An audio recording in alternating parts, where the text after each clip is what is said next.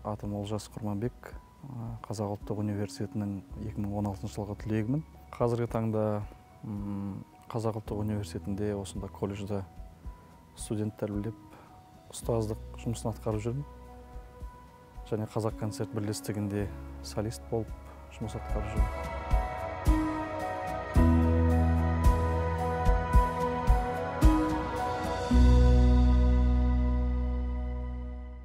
Димаштың командасында, соның командасында қобызшы болып, бірге сапарларында, бірге концерттерінде өнер көрсетіп жүрміз. Димаш туралы айтатын болсақ, 2016 жылы таныстық.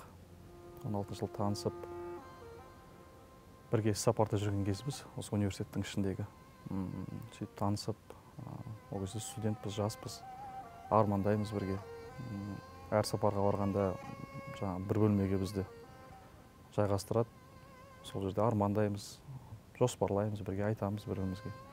Сөйтіп сол кезде енді танысып, сол кезде айым сингер туралы айтып, мысалы, сол конкурсқа дайындалып жатқанын айтып.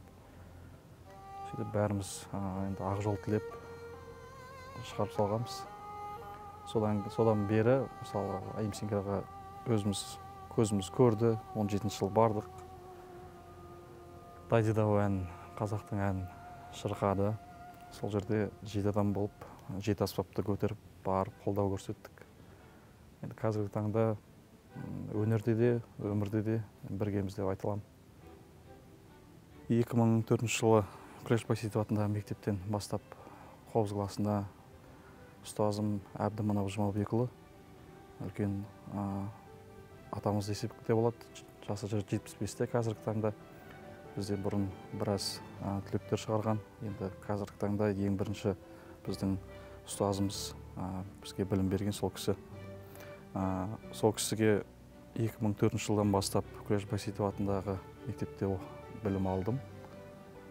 12 жылы сол мектепті бітіріп, Қазақ ұлттық университетіне түстім.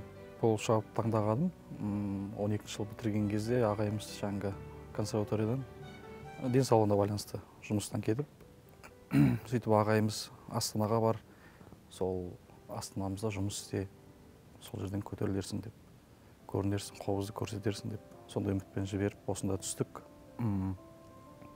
4 жыл бойы білім алдық, әлемнің жартысын араладық. Соның бәрі мысалы біздің өнердегі анамыз, Айман Қожабекқызына көп рахмет айтамыз. Өнерде көп бізге білім берді, сахнада қалай ұстауымызды, өмірлік өнердегі мысалы үлкен бізге қазына десек те болады, бізге үлкен бір жол берді. Енді студенттік кезде ең қызықты сәттер естен кетпейді, соның бірін айта кетейін.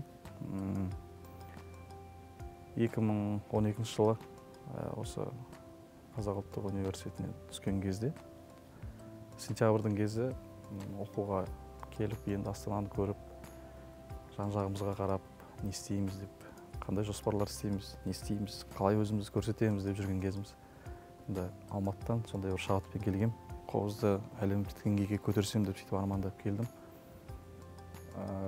Сөйтіп сентябрьдің кезінде оқуға түстік. Ноябрьдің кезінде бізге шабыт конкурсы болады деді. Шабыт конкурсы болады дегеннен бастап дайындықты бастадым. Сол конкурсты алуым керек, жеңуім керек деген. Сол 2 айдың арасында көп қызықтар өтті, өйткені енді олай ешқашан дайындалмаған шығармын енді, бірақ Астанаға бірінші келуім, бірінші өзімді дәлелдеуім деген сияқты көрсету 2 ай бойы. Ол кезде бірінші курста бізге конкурсқа қатысу негізі болмайды. Негізі бізді жібере бермейді, өйткені енді түстің оқуға, әлі білім алу керексің, 2-3 курстан бастап конкурстарға қатыстыратын. Келе салып 2 ай бойы енді талмай дайындалып, сол конкурсқа баруым керек, жеңуім керек деген арманмен қатысып, 2 айдың ішінде енді көп нәрсе үйрендім. Сөйтіп ақырында сол қараша кезінде болды. Сөйтіп сол конкурстан гран-при алдық, бұйырып. Университеттен ең бірінші үйренгеніміз бұл сахналық тәжірибе деп айтсақ болады, ең бірінші. Өйткені біздің анамыз Айман Қожабеківна бізге көп елдерді көрсетті, қанша сахналарда өнер көрсеттік. Оркестрдің ішінде қалай өзімізді ұстауымыз керек, және жеке шыққан кезде сольно өзіміз қалай өзіміз ұстауымыз керек бәрін бізге үйретіп, қанша сахна көрсетті, оның бәрі қазіргі кезде өте табылмас қазына, өйткені ондай тәжірибені бізге ешкім бермейді. Сахналық тәжірибе, ол өмірлік тәжірибе дейді. Осы жерден алғанымызды университеттен. Ол біздің өмір бойы алатын жемісіміз десек те болады алдағы уақытта. Студенттерге айтарым, талмай, тынбай еңбек етіңіздер. Өйткені осы шаңырақта алатын білімдеріңіз ертең өмір бойы сіздерге азық болып өтеді. Оған сеніңіздер. Және де тек талмай, тынбай, бекер уақыт өткізбей, осы 4 жылдың ішінде еңбек етіп, дайындалып, өзіңізді бір тұлға ретінде көрсетіп, барынша дайындалып, соған тырысуларыңызды сұраймын.